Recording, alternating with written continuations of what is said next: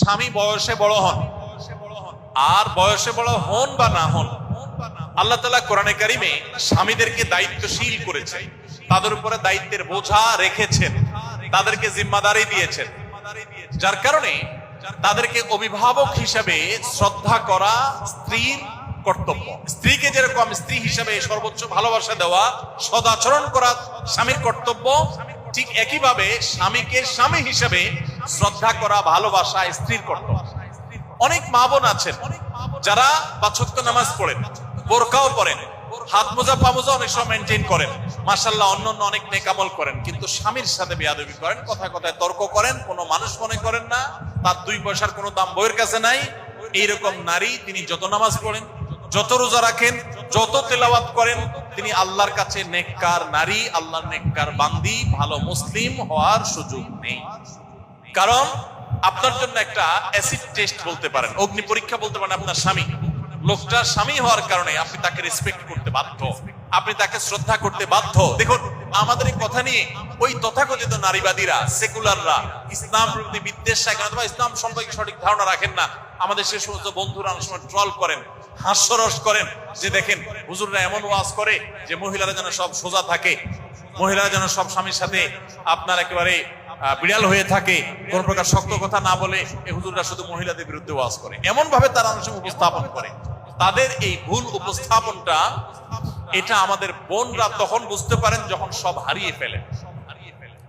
Doctor Abdullah জাহির রহমাতুল্লাহ আলাইহি একটা কথা বলতেন যে আমাদের বোনরা যখন স্বামীর সাথে মনোমালিন্য হয়, ঝামেলা তৈরি হয়, কোরআন তাদেরকে, হাদিস তাদেরকে, উলামায়ে কেরাম তাদেরকে নির্দেশ করেন যে আপনি সবর করুন, উভয় পক্ষের মুরব্বীদেরকে দিয়ে দেন দরবার করে, সালিশি করে, মিটমাট করে সমস্যার সমাধানের চেষ্টা করুন, ধৈর্য ধারণ করার চেষ্টা করুন। একান্ত উপায় হলে তো বিচ্ছেদের পথ আছেই শেষ ভরসা, কিন্তু তার আগের স্টেপগুলো আপনি একটা একটা করে অবলম্বন করুন। ইসলাম সেটা বলে, এমনকি পুরুষদেরকেও কোরআন পরিষ্কার করে বলেছে যে যদি মনোমালিন্য হয় স্বামী স্ত্রীর মধ্যে, 4টি স্টেপের কথা আল্লাহ বলেছেন, এই স্টেপগুলো একটা একটা করে যাওয়া হবে, না গেলে শেষে এসে বিচ্ছেদের পথে যেতে হবে, শুরুতে বিচ্ছেদের দিকে যাওয়া যাবে না। আর তথাকথিত এই নারীবাদী এবং সেকুলাররা আমাদের এইরকম বোনদেরকে শুরুতেই উস্কে দেয়, স্বামীর সাথে গন্ডগোল হলে বলে আরে তুমি রাখো, একটা চাকরি করো, নিজের পায়ে দাঁড়াও, কেন তার উপরে ডিপেন্ড থাকতে হবে, কেন তার কথা উঠবস করতে হবে। ফুসলে আমার এই বোনটাকে উস্কে দেয়। উস্কে দিলে আমার এই বোন না বুঝে হুটহাট করে যদি বিচ্ছেদের উদ্যোগ নেয়, বিচ্ছেদ হয়ে যায়। এরপরে অনেক মেয়েদের এরকম পরিস্থিতিতে বিচ্ছেদ পরবর্তী রিভিউ, তাদের পরবর্তী সময়ের অনুভূতি আপনারাও পড়েছেন, আমি বহু অনুভূতি সোশ্যাল মিডিয়ার কল্যাণে পড়েছি, তাদের লেখা দেখেছি, পড়েছি। তারা সুস্পষ্টভাবে অনেক বোনরা বলেছেন যতদিন স্বামীর সংসারে ছিলাম, স্বামীটা অমানুষ ছিল, একটু খারাপ লোক ছিল, একটু কষ্ট হয়েছে, তার কারণে স্বামীর সংসারটাকে জেলখানা মনে হতো। এই জন্য স্বামীর সংসার থেকে বের হয়ে বাবার বাড়ি চলে গেলে চিন্তা করছিলাম জেল থেকে মুক্তি পাবো।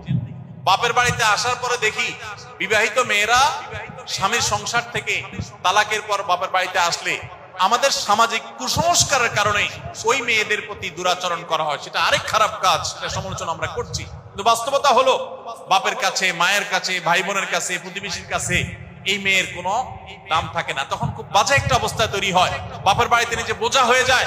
তখন ওই বোন উপলব্ধি করেন, অনুভব করেন যে স্বামীর সংসারে ছিলাম জেলখানায়, এখন